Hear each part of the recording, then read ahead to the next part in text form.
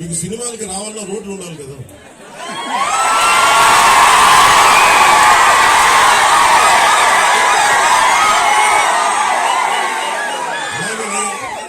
మీరు ఉపాధి అవకాశాలు కావాలన్నా డబ్బులు ఉండాలి.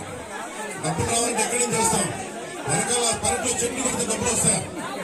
మనం ఏదో స్కిల్ నేర్చుకోవాలి, ఒక సమర్థత నేను ఉండాలి.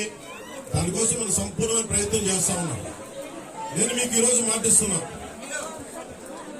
నేను 2017 చెప్పినప్పుడు మాట ఇచ్చాం, వెనకాల నిలబడ్డాం.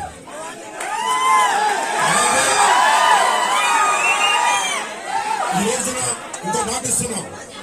గౌరవ ముఖ్యమంత్రి నారా చంద్రబాబు నాయుడు గారి తరపు నుంచి కానీ, కూటమి ప్రభుత్వం తరపు నుంచి కానీ, మన మంత్రివర్గ సహచరులు కానీ, ఎమ్మెల్యేల తరపు నుంచి నేను ఒకటే మాటిస్తున్నాం. ఇక్కడికి ఈ రోజు వచ్చి రోడ్ల కోసమే రాలేదు. నేను మీ కష్టాలు తెలియాలి, మీ బాధలు తెలియాలి. నేనున్నా ఈ రోజున. అలాగే యువతకి ఉపాధి అవకాశాలు కల్పించాలంటే మీకు ఎలాంటి స్కిల్ మీకు కావాలి, ఇది నేను ఒక 5 సంవత్సరాలు చెప్పట్లా. వచ్చే సంవత్సరం లోపే మీకు ఏమి చేస్తే ఇక్కడ బాగుంటుందో అనేది నేను 3 పర్యాలు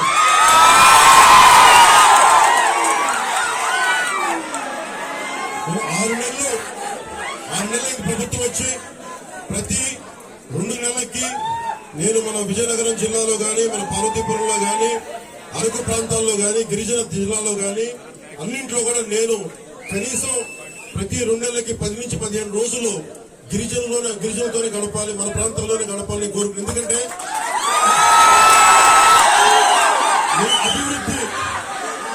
మీ అభివృద్ధి నాకు చాలా అవసరం. మీరు ఆనందంతో ఉండాలి.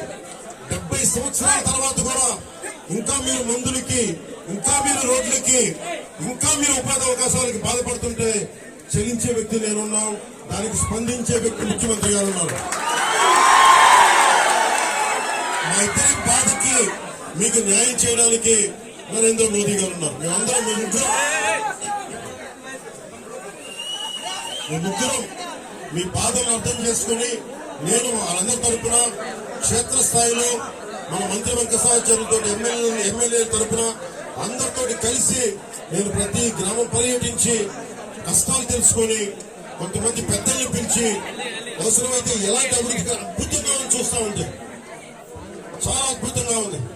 ఉదాహరణకి ఇలాంటి ఇల్లున్న చోట మంచి ఇల్లు చేసి